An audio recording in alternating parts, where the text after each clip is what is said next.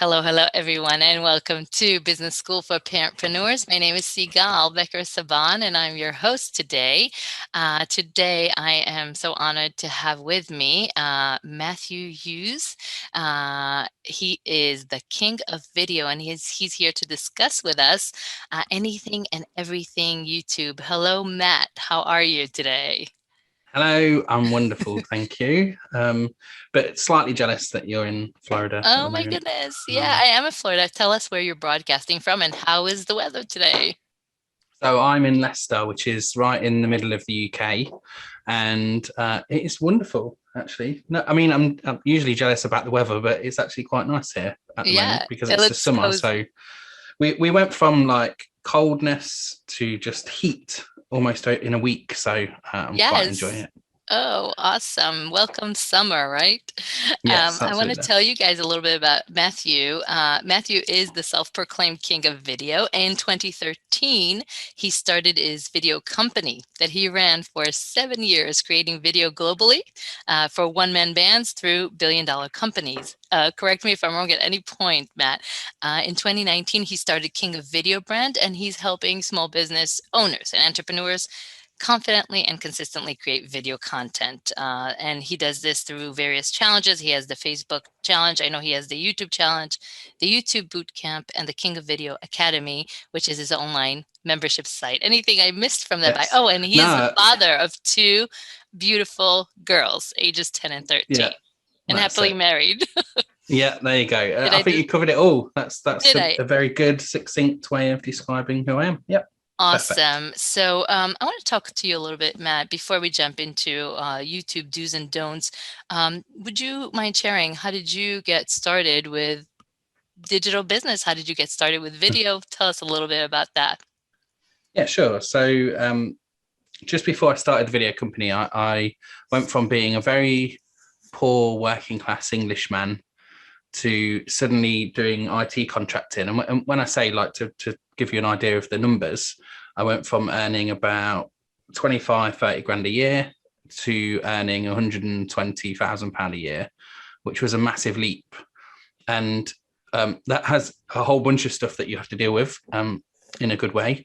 And one of the things that happened during that time is like once you start earning good money and you've got enough money to survive and all that kind of good stuff, you realize that there's more that you want out of life, and you start to look for opportunities to do other things. So me and my wife were actually getting married. We could finally afford to get married. We've been together about 7 years at the time. Wow. And we were looking for a wedding video, and we couldn't find anyone that did wedding videos like we wanted. And a guy I made a website for his uni course, I asked him what he was up to. I knew he was doing video production at uni, and he said, "Oh, I've just finished.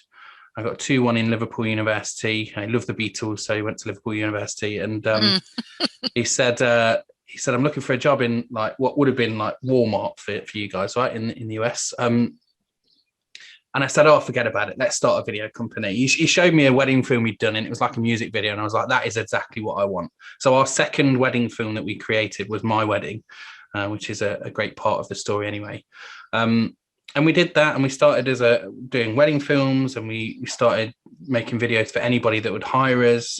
We Did you spent have 6 months. any video background, or you just No, jumped into the deep water? no, just sounded like a good idea. I was like, I'm sure he can teach me. He seemed to know what he was doing. I don't think he really did in the end.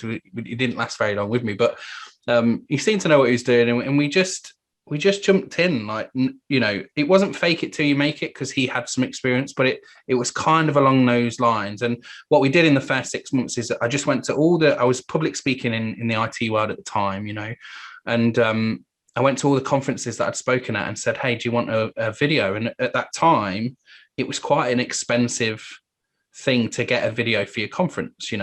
So when we would say like, "Oh, we'll come and do it for expenses only if you put us up," they said yes. The majority of them That is did. awesome.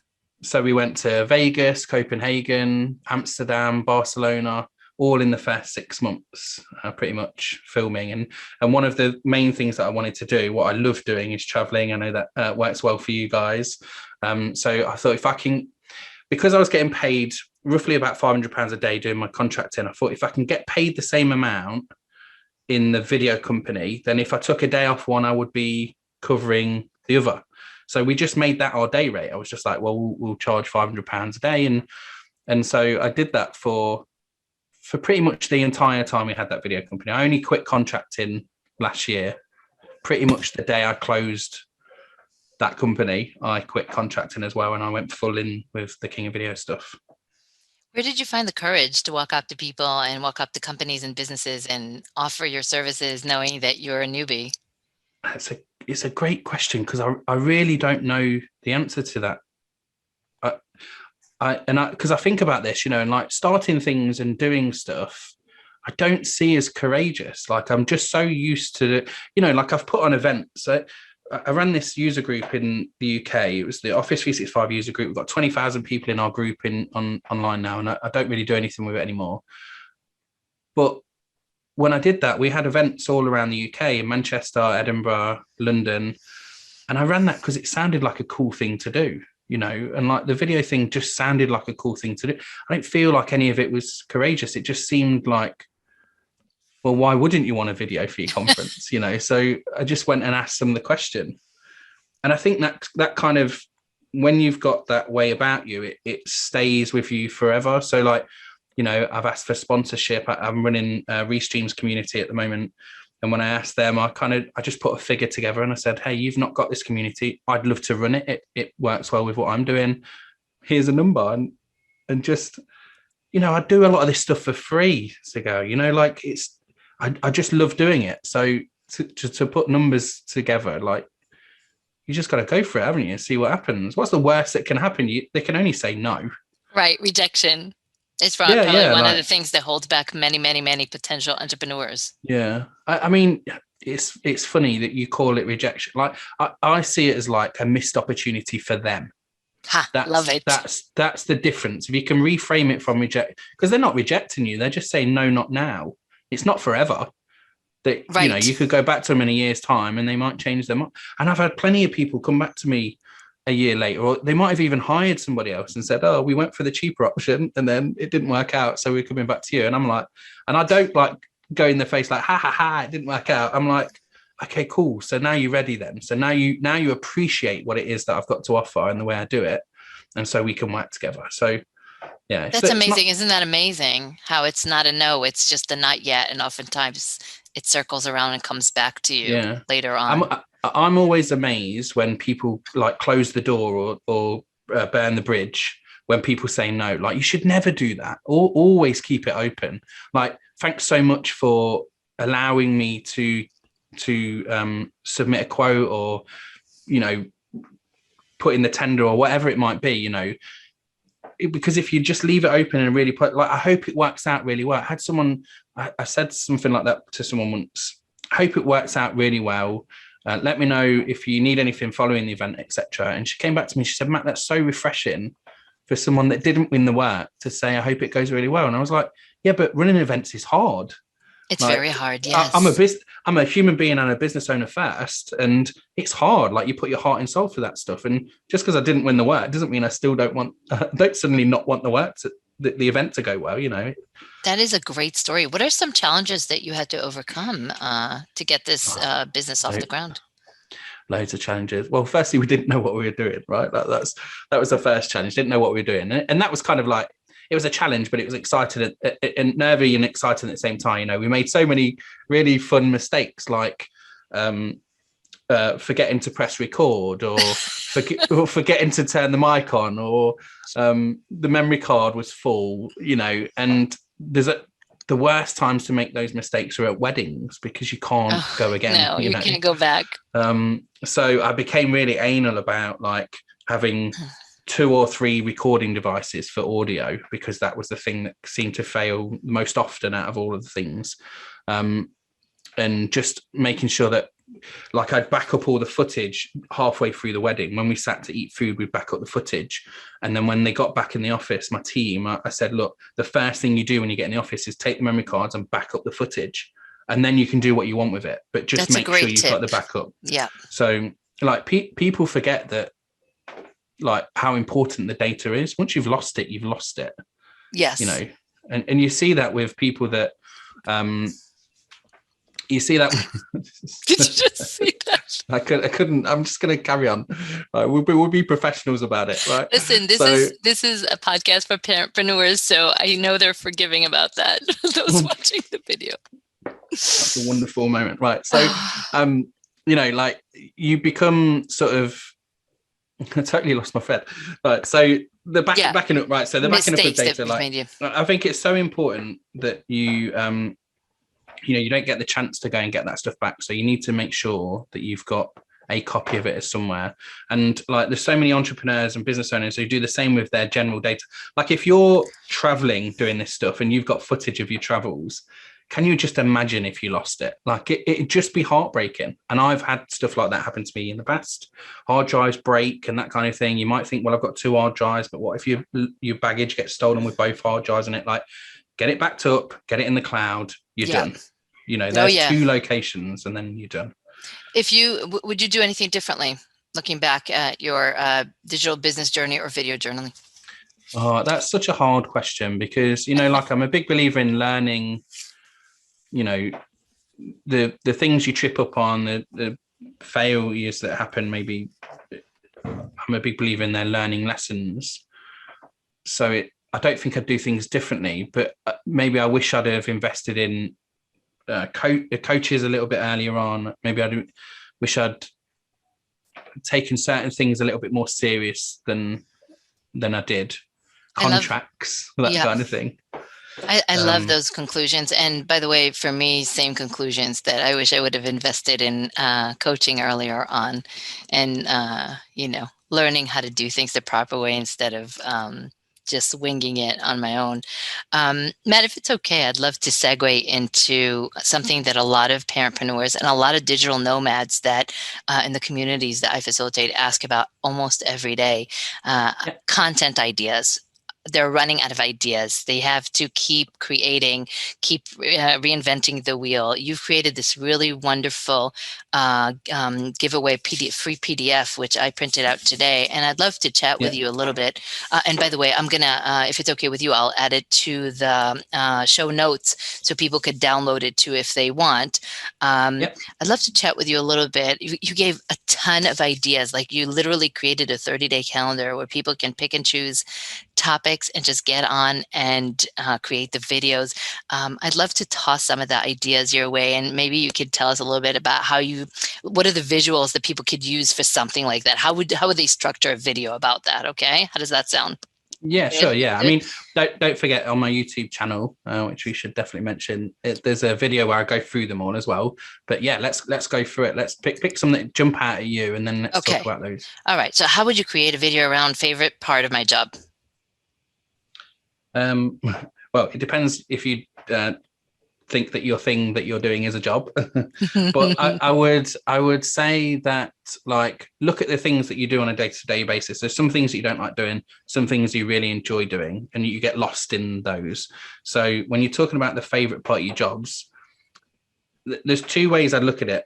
I'd take the thing that you hate doing, like for me it's admin, and then I'd take the thing that you love doing, like creating content or traveling or whatever, and I'd say, like, pit those 2 things against each other. That's a really great way to take that topic, because what you're hoping for when you're creating this content, if you're doing a lifestyle vlog or something like that, it's a bit different because you're not hoping for people to raise their hand. But from a business perspective, when you're trying to sell a product or service, if you're a coach or whatever, then you want people to say, I can relate to that. That's the main thing. Like, I can relate to make yourself relatable. Yep. Yeah, totally. Always. I mean, like when I'm teaching people who are not comfortable on camera and they're getting started, like I talk to them always about creating a story around what you're doing. And they say, well, Matt, I'm trying to sell PT lessons online. Like, how can I create a story about exercise? And I'm like, are you kidding me? There's so much story you can tell. If you're traveling from one place to the next, like when I think about filming conferences, the first thing I think about is the fact that I do 25,000 steps in a conference. Like, you're in Florida now, you're next to the Orange County Convention Center. Like, that place is massive. And so, like, tell the story. Oh, sorry, just a second. I'm sorry, Matt, just a second. Hi, guys. I'm so sorry. I'm recording something. Apologies. You can, Okay, I'm sorry. Please keep going. Making Yeah, yourself so relatable. yeah, so in terms of like telling the stories, like just think of a story that you can relate to your subject matter, because what happens is when you tell the stories, people then can relate to them, but they're also memorable. You know, people will tell your stories for you, and then you can weave in your products and services if that's what you want to do with it. You know, if it's lifestyle stuff, you don't need to do that. You can just tell the story. But by adding that story in there, that's what travels well in terms of people, you know, wanting to come back and see more of your content. From your experience with helping people find the confidence to get on video, why are people so afraid to turn on the camera and do video? And how do you help them overcome and gain the confidence? Um, I mean, how I help them is easy. I've got my membership, and we have like an accountability call every week. So there's ways in which we chat about the things that we want to do. But you know, the guys that come on those calls, they talk about the things they want to do, and then we talk about how they can do them. And then they'll go and do it and come back the next week, and they might say, yes, I did it and it worked, or they might say, oh no, it didn't work, and this is the why, and we'll talk about what came out to stop them doing it. You know, so that's the how. But the other things, the other point you made was like, what do I do? So I guess the What thing would you is, say? What would you say to yeah, someone listening now and saying, I'm just too afraid, I just can't do it? yeah, the challenge that you've got is talking to a camera is weird. Like there's Yes. nothing normal about it. It's just weird. And so, you know, when people ask me about equipment, they say, Matt, I want to do more video. And I'm like, okay, great. And they'll say, what camera do I get? And I'm like, what do you mean? I'll say, how much video are you doing at the minute? And they'll say, I'm not doing any. That's why I need a new camera. And I'm like, hold on, I don't think you do. I'm like, you've got your mobile phone. Until you're making like 2 or 3 videos a week on your mobile phone, why would you invest in equipment? You'll just get like an expensive paperweight because you've not built the confidence to talk to a piece of metal or glass, you know, glass in my case. Yeah. So I think the first thing you've got to do is really be comfortable talking to a lens, looking down a lens, talking to it, and telling the story. And I'll give you one really simple way in which I get people to do this. And it is to use stories on Facebook, Instagram, WhatsApp, even whatever your chosen story platform is. And you can do 2 stories. Stories are non-persistent. They don't hang around. So if you make mistakes, it's no big deal. They are 30 seconds long, so they're short form, and they're just dead easy to start with. And you might think, well, I don't really know what to talk about in my stories. So this is what you do. So in the morning, you start your first part of your story, the start of your day, by saying what you're going to do that day. And it doesn't matter if you've got nothing to do that day, like be creative about what you're going to say. So usually I'd say, today I'm going to speak to Sigal. We're going to talk about video stuff on a podcast later on, right? That's my day. And then at the end of the day, you do the same thing, but you say what you did or what you learned that day. Learning is great because everybody loves to learn. If you've got loads of admin to do, you'll put learning before it every single time because it's fun, it's exciting, it fulfills your brain. So tell people what you learned that day or what you did that day. And if you do those 2 things, 2 stories, so it's 1 minute of content every day. If you did that for 30 days, I promise you all your socials will increase in some way or another, whatever metric you choose. So you would recommend getting on live stream every day in whatever platform works. It doesn't need to be live stream. Stories can just be, you know, recorded stories. Okay. They don't need to be live as such. But yeah, I would recommend that first, because you'll teach yourself to be creative with the content that you're coming up with. You'll teach yourself how to look down the lens. And most importantly, it will, all the things that stop you in your brain, like, oh, what if I make mistakes? What will people say? What will my friends and family say? All those things that kind of go through your brain, the things I've heard over and over again, it will get rid of them all. And what will happen and what you'll notice, and I can't guarantee it, but I promise you it will happen, right? Is that you start to get people messaging you and saying, oh, it's great to see you, or hear your voice or see your face, especially now more than ever, right? Or they'll say, oh, I didn't know you did that. Oh, okay. Can you tell me more about that thing? Like, so the more you do it, captures people's attention. Yeah, and you know, you got to remember that on the feed, when you're scrolling the feed, 80% of people have their sound off, so they're not listening to you. That was a really interesting statistic that I heard you say. So 80 to 85% of people are listening to videos with their sound off. Off, yeah. So they're scrolling their feed with the sound off, you know, the sound turned down. because they're just scrolling, right? So to watch a video is a big ask for somebody because they've got to click on it and then turn the sound on. Whereas when they're watching stories, 80% of people have their sound on. So it's a completely different opportunity, and people miss that opportunity because actually that's your chance then to talk to the people and use their eyes and ears to communicate with them. And that's a wonderful thing. So, you know, a lot of people are creating content to put on their feed, to post and all that kind of stuff, but they forget that most people have their sound off. So you need to have subtitles on it, you know, captions, or start doing stories as well. Yeah, some of the other ideas that you have for content that I absolutely love, and I highly recommend the listeners download this, is the last book I read and why. Like, do a video about the book that you read. Have you ever done something like that? Have you seen someone do something like that? Yeah. Or a film you can watch on repeat and talk about that. Again, I'm guessing making you relatable, making people connect to you.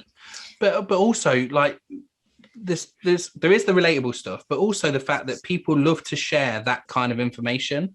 Like, so the book I always reference is called "What to Do When It's Always What to Do When It's Your Turn and It's Always Your Turn" by Seth Godin, right? And it is basically a book of quick blog posts. That's really all it is. Like, there's no real story to the book. It's just really quick anecdotes. He's kind of put them all together in this book. It's not on. It's only a printable book as well. You can't get it on an ebook or anything, which I think is wonderful. And so I recommend that, right? And I bring that out every time. But the people that have read it will absolutely engage with you. Matt, I love that book as well. God, that's the one I recommend all the time. Or the people that have not read it will thank you once they've got it. Oh my God, I got that book. It was amazing. Thanks so much for recommending you. People. And then once you start telling people about the common books that you like, not the ones that everybody likes, you know, Rich Dad to Poor Dad, all that kind of crap that everybody likes, right? Which they're great books, don't get me wrong, but it's like you hear the same recommendations all the time. When you find a hidden gem and people get it and they remember you so much more when you can sort of give them that something that moves them forward. You know, you asked right at the start about things that we wish we'd have done at the start of the business or whatever, like personal development, changing the way you look at things, you know, reframing stuff and all that stuff that you get through personal development. Like, if you can help people move just the tiniest bit further forward, it's just a wonderful thing to do. Like, there's nobody pays you to give someone a book recommendation. It's just a simple act of goodwill, right? Right. And it gets them emotionally invested and in connection with you and wanting to hear more, I'm guessing, right? Yeah. I'm talking about business books. I don't read fiction very often, but maybe I should as well. Yeah, I love it. Why family is important to me is another video idea. What motivates me the most? Choose a hobby to discuss. This year has been ... What is my morning routine? How I got this scar? Just lovely, lovely ideas. Just turn on the camera and talk. And I'm guessing if you're able to edit on, if you want, right? Any B-roll or any sort of visuals to make it even more powerful, that could be really terrific too. Anything else that you want to add for people looking for content before we move on to talking about subscribers, which is another big challenge? No, I just Gary Vee was the first person that I heard say document, don't create. And I think if you take that mentality, document, don't create. Creation for me sounds overwhelming. It sounds like I've got to plan stuff and, you know, get everything right. Whereas documenting says to me, I can turn my camera and just go for it, see what happens. I absolutely love that. I've never heard him say that. That is really terrific. And it makes sense. And it sounds easy, right? It does, right? You're just living life and documenting. And and he does practice what he preaches.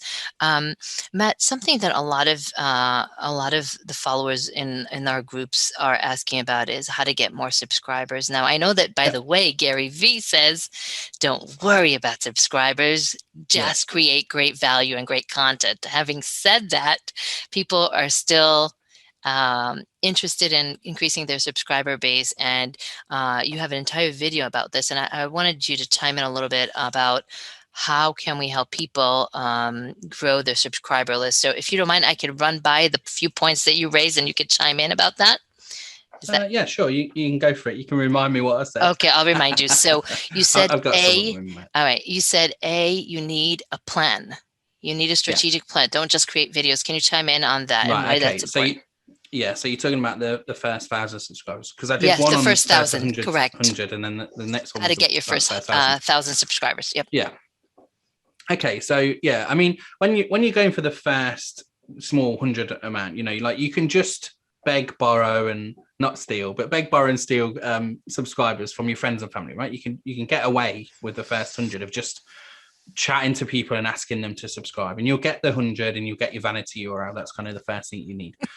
But after that, it becomes more of a bit of a, again, going back to the old entrepreneur statements, hustle and grind, right? You've got to do the things that to really get over because there's a point where once you've got so many subscribers, you don't really need to beg and borrow for them anymore. People will subscribe because they'll see the numbers that Gary Vee say doesn't matter. It absolutely does. There's a perception issue that people have. And it's a simple thing to describe. If you think the numbers don't matter, if you went to a YouTube channel that had 10 subscribers or one that had 1 million, which one would you think was better? And even if I've not told you anything about the content, which one would you think was better? Right. Perception is important. So don't think it's vanity metrics. People say that all the time. It's completely rubbish. So you've got to then, once you start to go beyond 100, you've got to start having some kind of strategic plan. And that's where you've got to say, I need to be consistent on my channel and publish every single week, whether I feel like it or not. You might do, I mean, for traveling, like I can just imagine traveling, you must just have content all the time because you're traveling, right?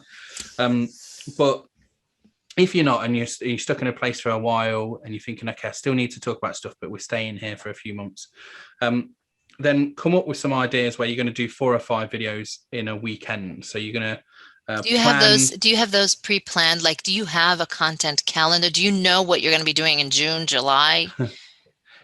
Right now, as of today, I don't. I'm behind by about a week myself, right? So at the start of the year, I had this big plan for the first maybe 4 months, and then now at the point now where we run an event and various other things are getting in the way, and I'm not eating my own dog food and it's killing me. So I'm like, I've got to do it. So that's what I'm doing this weekend. But up until that point, I had like 20 videos. I planned them out, and I filmed 12 in one go. The first time I did it in December, I filmed 4 and then realized they were all out of focus, right? Oh my goodness. I died inside a little bit, but I just wanted to let you know that because that happens. Yes, mistakes will happen. It's the reality, especially if you're filming on your own. If you've got someone to help you out, it's not so bad, but you were recommending planning 10 to 12 videos and staying ahead of the time all the time, creating like a content bank, so one lot at a time. So with that one, I did 12 in one go, and then that way I knew that I'd got 3 months worth of content. If I published one a week, I'd got 3 months worth of content. When you say in one go, does that mean in one day you record all 12? Yeah. Okay. Is that challenging or is that just efficient? It just depends what you're doing, right? If I'm doing lifestyle vlogging about my week, I can't do them all in one day. Like that's impossible, right? I can't make up the days. Right. So do you, by the time you reach like video number 10 or 11 or 12, are you like done? Like, well, sometimes, done. yeah. Usually, because it's quite, I want to give a lot of value in what I'm talking about. So it can be quite mentally taxing. Yes. So you definitely get that. But then I talk about energy all the time. My energy is great between sort of 7 a.m. in the morning till about 2 or 3 in the afternoon. And then I start to die. Like I've done guest expert sessions at 8 p.m. and I'm like, look, guys, I'm going to finish this and then I will collapse and go to sleep because my energy is low. So I try to do all the stuff in the right energy, and that's usually the morning for me. So with 12, I can get them done. And, I'm talking about things where it's like the top 10 list or best ways to do this, that, and the other. So they're like list-based videos, straight face to camera, no other angles or anything like that. So they're dead easy to do 12. Do you have a script prepared for all your videos, or do you go spontaneously? Yeah, do you have a outline for yourself or something like that? I have a plan. Yeah, I have a plan, but it's usually a post-it note plan. So Okay. like, you know, the 100 subscribers thing, the 1,000 subscribers one you watch with the 7 ways, Mm-hmm. I would have written down the 7 ways, but Like no new 7 content. notes, 7 little notes. Just 7 bullet points of what the 7 are, and then I would talk about them, you know. And because I've done it so long now, I kind of know what's a good amount of time. Sometimes I waffle a little bit, but majority of the time, like, I've got a good structure in my head. You know, I used to train people in software and that kind of thing, so I know that, like, I'm telling them what it is, I'm giving them the information, I'm summarizing what I'm telling them. So I kind of go through that same structure with it. Okay. You talk about the importance of having, and not only you, of having a good thumbnail. Can you give us some do's and don'ts and why is it so important? Oh yeah, my thumbnail strategy is really bad. I think I mentioned that in the video. The reason why is because I went to an event in LA 2 years ago. This is when I first started my channel. I had 117 subscribers when I got there. And I went and I was speaking to people there, and I was like, how many subscribers you got? And this guy went, I've got 5 million. And he was like, how many you got? And I guess 117.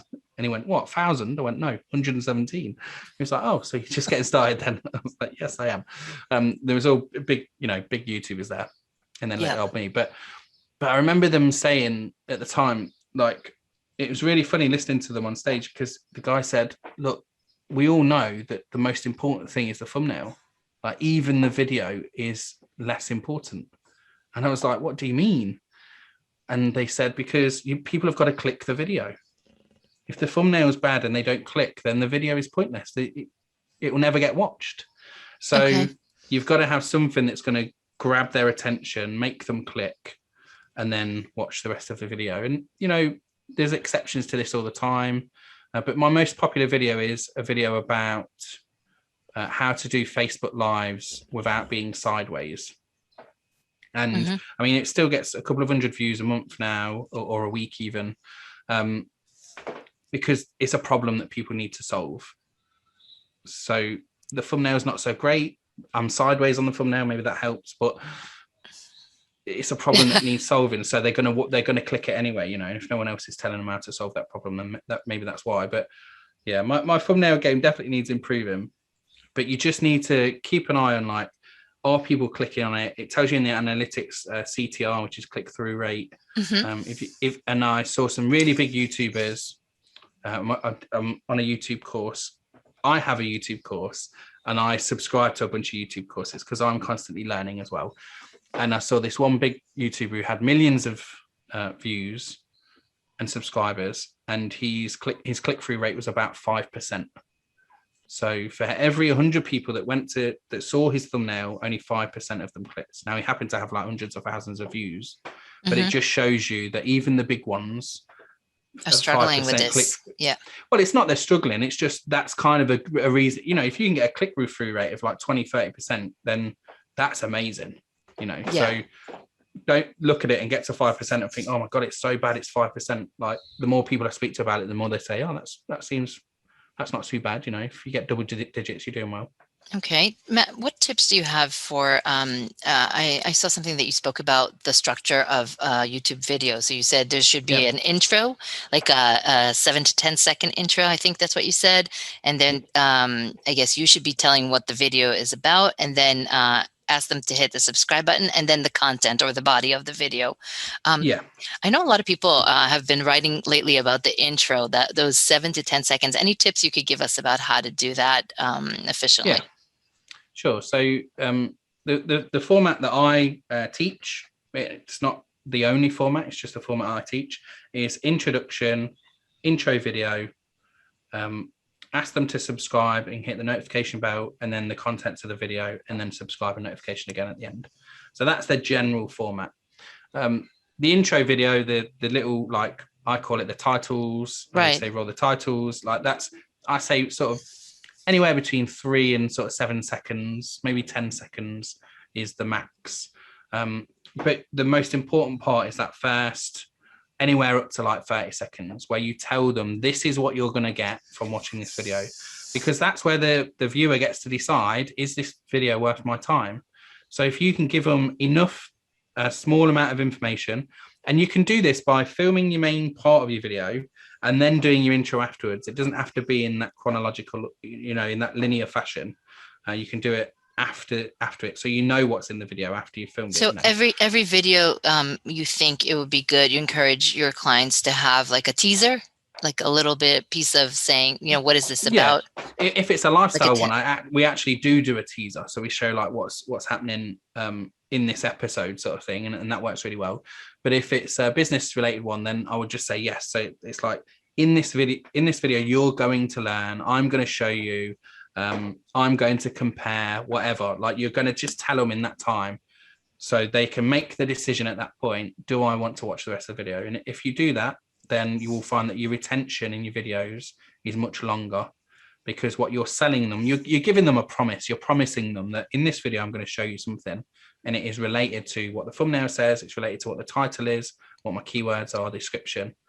And by making that promise and then delivering on the promise, they're more likely to subscribe, they're more likely to come back to you, and trust what you're saying. There's no point in saying, in this video I'm going to talk to you about football, and then you go into the video and they're talking about tennis. Right, like, you got to follow through. Yeah, you've sold me on a dream here, and now I'm on somewhere else, and I've wasted my time. Like, you can't get your time back, and you're just frustrated then, like, oh, damn this guy, he's lied to me. So right, and it's a breach of trust too, right? And they'll never come back, Right. Matt, before we wrap up, any last advice for anyone either hopping on the YouTube train now, starting a YouTube channel, or anyone trying to grow their channel? Any message for them? Yeah, I mean, I guess if you've not started yet, now is the time. There is no better time. There's no worse time. It's not, because the thing that stops people is they think they need to have it all figured out. Like, I'm going to start it when I've got it all figured out, I've got all my gear sorted, all that kind of stuff. But what I advise people to do is go back to any YouTuber that you really like and sort their videos by embarrassing. And what I mean by that is the reverse order. And someone said this to me the other day, sort by embarrassing order, because if you go to their first videos, you'll realize that they're terrible. Really bad. Right. There's a guy called Mr. Beast, one of the biggest YouTubers in the world, if not the biggest. Go to his first 2, maybe 3 years of videos. They're awful, truly awful. He's got 50 odd million subscribers now or more. But that's how people start. So don't think you've got to have it all figured out. Like, start now, get perfect later. Right. Perfection doesn't exist, but get better, make progress later.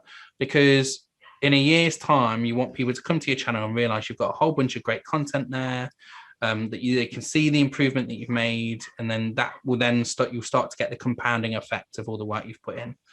Don't wait until you've got a certain part of your business and then you're like, oh, I'm 2 years in now. Now's a good time to start. It's like you've missed the 2 years. Like, start straight away and then figure the rest out later on. I love that. Get started, make peace with the fact that it's going to be embarrassing. Probably the first however many. Yeah. And that's how you learn. I want to thank you, Matt, for spending this time and space with me. If anybody would like to connect with you, please tell us where they can find you online. So I am Real King of Video on all the socials, Real King of Video. And I am also, my website's kingofvideo.co.uk, so you can find me there. Okay, that's terrific. Thank you so very much for this special chat. Thanks for the great questions. Like, I've done quite a few podcasts, but some really thought-provoking questions, so I appreciate that. Thank you.